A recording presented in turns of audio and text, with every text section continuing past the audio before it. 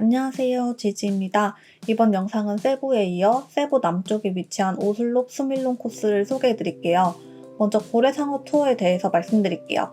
일단 고래상어 투어는 세부 3대 대표 투어라고 말해도 과언이 아닐 정도로 많은 분들이 가시는데요. 그만큼 사람이 많고 웨이팅도 심해요. 1시간 정도면 그렇게 심하게 기다렸다고 생각하지 않을 정도고 평균 2~3시간은 웨이팅을 해야 합니다. 아침 4시 반부터 5시 사이부터 티켓팅을 시작해요. 그때그때 다르겠지만 평균 10시를 넘어가면 고래상어들이 배가 불러서 깊은 바다로 들어가서 투어를 못하거든요. 그래서 일찍 가셔야 합니다. 제가 2번을 갔는데 2번 다 7시쯤에 도착을 했는데 처음에 갔을 땐 설 시즌에 가서 이미 웨이팅이 너무 심해가지고 7시에도 풀 부킹이라고 안 받아줬고, 근데 2번째 갔을 때는 평일 7시에 도착을 했고 1시간 반 웨이팅 끝에 고래상어를 볼 수 있었습니다. 공휴일이나 빨간 날에는 시간 컷이 높아서 더 빨리 가야 된다. 세부에서 오슬롭까지는 3~4시간 정도 소요된다. 이걸 알고 계획을 세우셔야 합니다. 보통 첫날에 비행기에 내려서 바로 오슬롭으로 가시는 경우가 많은데요. 3박 4일 일정에 중간에 멀리 가기가 좀 부담스럽기 때문이에요. 세부 공항에서 입국 수속을 하고 나왔는데 새벽 3시 기준으로 늦으면 늦을수록 고래상어를 볼 확률이 낮아집니다. 그래서 내가 이번 여행에서 고래상어를 보는 게 제일 중요하다 하시면 차라리 하루 세부시티에서 쉬시고 다음날 다녀오신다거나 아니면 오슬롭에서 숙소를 하셔서 일찍 일어나셔서 가신다거나 하시는 걸 추천드립니다. 세부시티에서 쉬냐 오슬롭에서 쉬냐를 고민하신다면 세부시티가 마사지샵, 맛집, 인프라가 더 좋아서 세부시티에서 쉬시고 일찍 오슬롭으로 출발하시는 걸 추천드리고 싶습니다. 새벽에 세부 도착하자마자 버스에서 자고 고래상어 보러 와서 웨이팅하고 이러면 컨디션이 좋을 수가 없는데요. 고래상어 보는 오슬롭 부근이 이상하게 아침에 파도가 좀 세요. 그래서 만약에 스노클링 경험이 없으시거나 체력이 약하다 하시면 정말 힘들 가능성이 높습니다. 사람이 노저어서 가는 작은 쪽배를 타고 바다에 나가서 사람에 치이고 배에 치이고 고래상어 먹으라고 뿌려주는 새우젓 때문에 바닷물은 너무 짜고 그런 환경이에요. 이런 현실들을 좀 냉정하게 생각해 보시고 계획하시는 게 좋을 것 같아요. 가는 방법에 대해서 소개해 드리겠습니다. 첫 번째 버스입니다. 세부에서 출발한다고 가정했을 때 세부 남부 터미널로 가서 페리스 버스를 이용하는 방법인데요.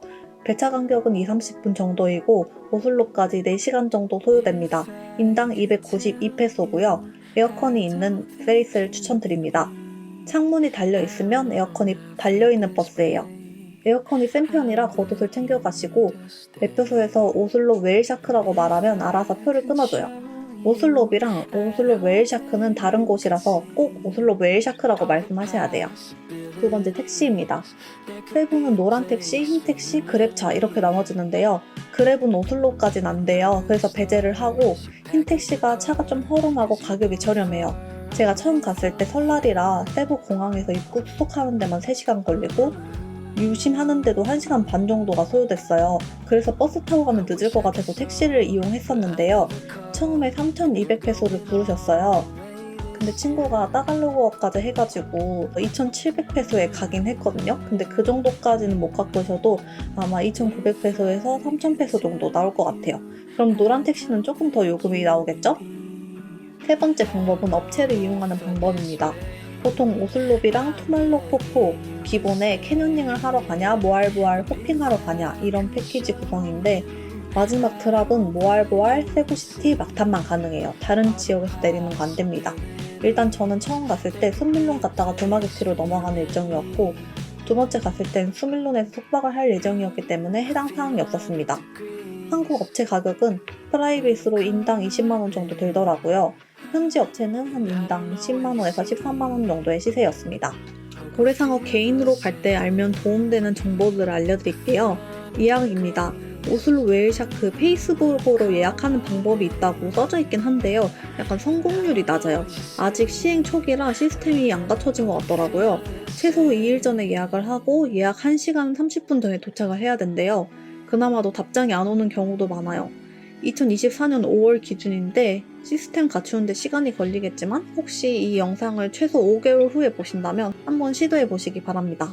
웨이팅 거는 방법 알려드릴게요. 근처에 다다르면 진짜 매우 많은 사람이 따라 붙습니다. 이미 예약했다로 일관하고 넓은 골목길로 쭉 들어보시면 오른쪽에 신청하는 곳이 있습니다. 좁은데 따라 들어가시면 안 돼요. 넓은 골목길이에요. 투어하는 모든 인원의 여권과 사람이 있어야 돼요. 그리고 눈을 들어서 바다 쪽을 보면 가림막으로 되어 있는 곳이 있는데 여기서 결제를 합니다. 그리고 뒤를 보면 번호표 주는 곳이 있어요. 거기서 번호표를 받고 위에 화면에 몇 번이 지금 투어하고 있는지 확인하실 수 있습니다. 생각보다 사람이 좀 쑥쑥 빠져요. 한 번에 5팀씩 들어가더라고요. 최소 20번대 전부터 앞에서 대기하는 걸 추천드립니다. 준비물입니다. 구명조끼와 스노클링 장비를 주긴 하는데요. 저는 개인적으로 필리핀 여행을 가셨다면 스노클링 장비는 사서 가시는 걸 추천드리고 싶습니다. 여러모로 돈 안 아깝게 쓰고 오실 거예요. 방수 케이스까지 있다면 좋을 것 같아요. 참고로 고래상어 그 스팟이 파도가 세고 인파도 많고 결정적으로 새우젓을 뿌리는 배를 고래상어가 따라다녀요. 그게 가운데 줄이라고 하면은 가해로 사람들이 줄지어서 구경을 해요. 근데 같은 배에 탄 사람이 고래상어랑 나랑 찍어주려면 더 뒤에 있어야 되잖아요. 이게 각이 안 나와요. 그런 이유로 고래랑 영상 남기기가 진짜 힘들거든요. 그래서 고프로 대여가 좀 돈 아까울 수 있어요. 차라리 더 저렴한 방수 케이스를 사서 고래랑 사진을 찍히면 운이 좋은 거고 약간 그렇게 하시는 게 더 좋지 않을까 싶습니다. 웨이팅을 편하게 하시려면 한국인들이 많이 가는 카페가 있는데 여기가 음식이 나쁘지 않대요. 그래서 여기서 식사를 하시거나 맞은편에 에어컨이 있는 카페가 있더라고요. 힘드시면 여기도 괜찮을 것 같아요. 저희는 에어컨 쪽으로 갔는데 음료가 솔직히 실험음료라서 실망했지만 에어컨 자리세라고 생각하니까 좀 괜찮았어요. 고래상어 볼 때 주의할 점은 고래에 닿지 않기 이런 거는 기본적인 거니까 넘어가고 선크림을 바르시면 안 돼요. 그래서 미리 공항이나 이런 화장실 깨끗한 곳에서 세안을 하시고 출발 전에 선크림을 안 바르시는 걸 추천드립니다. 샤워나 화장실 같은 게 궁금할 수 있어서 말씀드리자면 당연하겠지만 좀 열악해요. 샤워하는 곳이 있긴 한데 물도 콸콸 안 나오고 오픈형이에요. 그래서 대충 씻으시고 다음 일정이 투말룩 투밀론이다 이러면 걷다 보면 15분 이내에 마르거든요. 어차피 물 들어갈 예정이시면 그냥 쭉 래시가드 입고 계시는 게 편하고 버스를 타실 거다 하시면 큰 타올을 준비해서 가시면 버스 기다리는 동안 마르기 때문에 춥지 않게 이동하실 수 있어요. 공항에서 바로 이동하셨다면 고민되는 게 바로 짐인데요. 오슬롭은 짐을 맡기는 곳이 있어요. 처음 예약했던 곳 뒤에 캐리어 맡길 수 있는 데가 있는데 직원들이 짐을 지켜주고 있어서 여기다 맡기시면 되고 무료입니다. 그 다음은 수밀론입니다.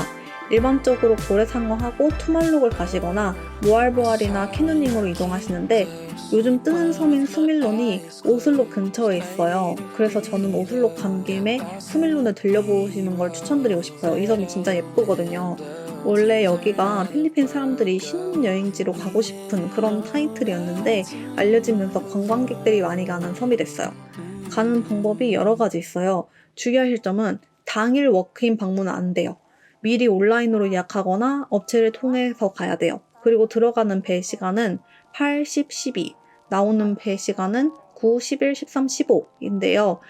3시 이후부터는 투숙객만 이 섬을 이용하실 수 있습니다. 그럼 12시에 투어로 가시게 되면 3시면 나와야 되니까 좀 일찍 가시는 게 좋겠죠? 일단 수밀론 섬에 있는 블루워터 리조트에서 숙박을 하냐 안 하냐를 고민해야 되는데요. 저는 처음에 갔을 때 숙박 안 한 게 아쉬워서 두 번째 갔을 때는 숙박을 했어요. 시설 노후된 거 치고 솔직히 비싸다는 평이 있었어요. 개인적으로 객실 요금이라기보다는 섬 관리 비용을 낸다고 생각했을 땐 매우 만족했습니다. 일정 여유가 있으시면 숙박해 보시는 걸 매우 추천드리고 싶어요. 뒤에서 블루워터 수밀론 리조트의 장점과 단점에 대해서 따로 다뤄드릴게요. 투어로 오시는 건 여러 옵션이 있는데 가장 크게 보자면 섬을 일부만 이용할 거냐, 투숙객 프라이빗지를 제외한 모든 곳을 이용할 거냐로 나눌 수 있어요. 현지 투어로 가시면 대체적으로는 수밀론 해변가 한 부분만 이용하는 투어가 많아요. 가격은 옵션에 따라 다르겠지만 앞바다 스노클링만 하는 거면 500페소 정도로 쇼부 보는 게 좋아 보입니다. 대부분 스노클링 가이드비는 따로니까 그 점도 확인해 보시는 게 좋을 것 같아요. 블루워터 리조트에 직접 예약하는 방법이 있는데요. 이메일을 보내는 방법입니다. 이 방법은 프라이빗 구역 말고는 모든 곳을 이용할 수 있고 식사도 포함되어 있어요. 빨간 날이나 공휴일은 뷔페식, 나머지는 일정 금액에서 시켜 먹는 식입니다. 저는 뷔페식을 먹을 수 있었고 생선 빼고는 괜찮았어요.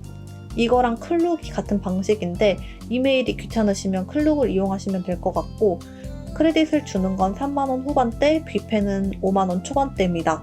참고로 밥 나오는 데는 30분 이상 걸려서 뷔페가 좀 더 나을 수도 있어요. 다음은 사설 방카를 이용하는 방법인데요.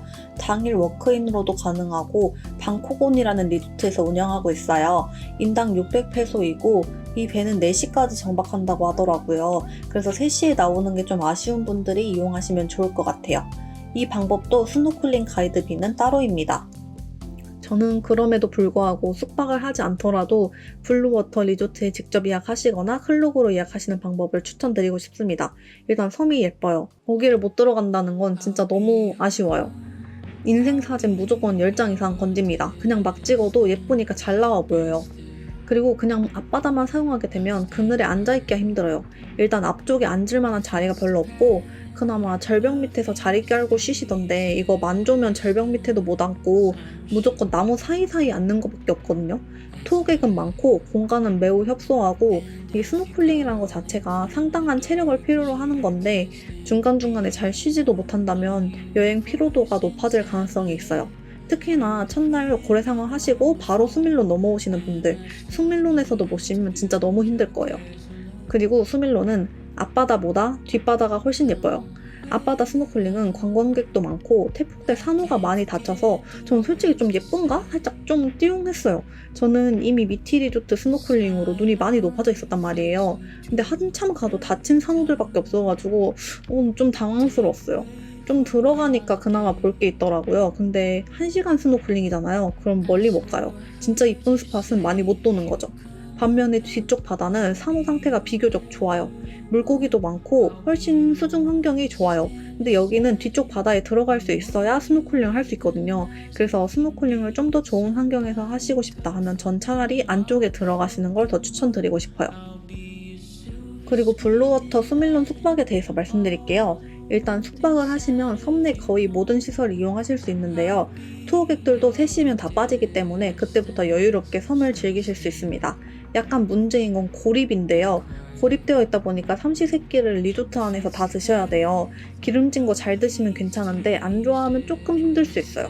근데 기름진 거 못 드시면 여기뿐만 아니라 그냥 필리핀 음식이 대부분 좀 힘드실 거예요. 그래서 여기 숙박하기로 결정하셨으면 아고다 옵션 중에 저녁 뷔페 포함 옵션이 있거든요. 이거 선택하면 저녁을 리조트에서 뷔페식으로 드실 수 있어요. 어차피 어디 못 나가니까 이거 옵션 괜찮은 것 같아요. 그리고 앞서 말씀드린 뒷바다 스노클링은 레스토랑 앞에서 신청하는 곳에서 신청하시면 됩니다. 가이드랑 같이 가야 스노클링 존 바깥 부분으로 스노클링 할 수 있거든요. 그래서 가이드 고용하면 섬 반바퀴를 돌아줘요. 1시간 인당 250페소 들었어요. 신청하는 곳에 빨간 옷 입은 분들이 계시면 진짜 무조건 하시는 거 추천드려요. 검정 옷은 가이드고 빨간 옷이 라이프 가드들인데 라이프 가드들도 가이드를 할 때가 있대요. 근데 개인적으로 빨간 옷 분들이 좀 스노클링을 더 재밌게 잘해주셨어요. 숙소 바로 앞에도 스노클링 존이 있는데 뒷바다 스노클링 존보다 여기가 조금 더 수중 환경이 좋아요. 여긴 관광객은 못 오는 구역이거든요. 그래서 숙박하시면 꼭 숙소 앞바다에 들어가 보시는 걸 추천드립니다. 여기 조식 끝나는 시간 10시 넘어서 가시면 남은 빵 물고기 주는 거 구경하실 수 있는데 타이밍 잘 맞으면 새끼 상어도 구경하실 수 있어요. 이 숙소 단점은 개미 나와요. 작은 개미. 섬 특성상 어쩔 수 없는 것 같긴 한데 숙소 안에서 뭐 드실 땐 좀 주의하시는 게 좋을 것 같아요. 그리고 조식 먹는 곳이 오픈돼 있어서 참새가 내 음식 노리는 거? 이것도 좀 단점일 것 같고 레스토랑들에 에어컨 없는 것도 좀 단점인 것 같긴 해요. 가격은 3명 1박 저녁 포함 45만 8천 원이었고 체크인한 날 점심, 중간중간 음료, 가이드비 이런 거 다 합치면은 3명이서 1박 50만 원 후반대 정도 들었던 것 같아요. 제 일정에서 가장 비싼 숙소였거든요. 근데 새벽에서 공항 내려서 고래상어 보고 다른 투어를 하긴 할 건데 가족들이 그 일정을 잘 따라와 줄 수 있을까? 좀 고민이 되더라고요. 근데 수밀론에서 1박을 하게 되면 고래상어 보고 바로 체크인해서 쉬고 싶은 사람 좀 쉬고 괜찮은 사람들은 스노클링 더 하고 좀 그럴 수가 있잖아요. 그래서 여러모로 나머지 일정들을 소화하는 데 유리한 부분이 있겠다 싶어서 이렇게 결정한 것도 있어요.